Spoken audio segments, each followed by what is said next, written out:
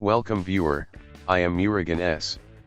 This video tutorial describes, fix volume icon missing from taskbar in Windows 10. Right-click taskbar, click Task Manager.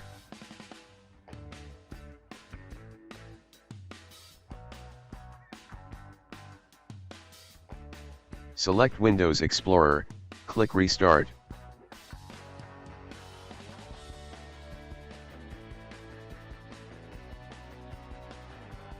Second method is, click Start Settings. Click Personalization. Click Taskbar.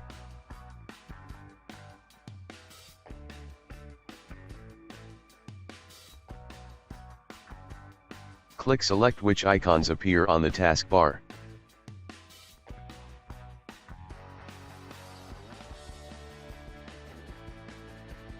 Turn on volume icon.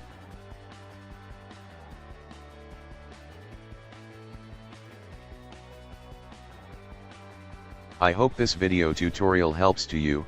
Please like, share and don't forget to subscribe my channel. Thank you very much.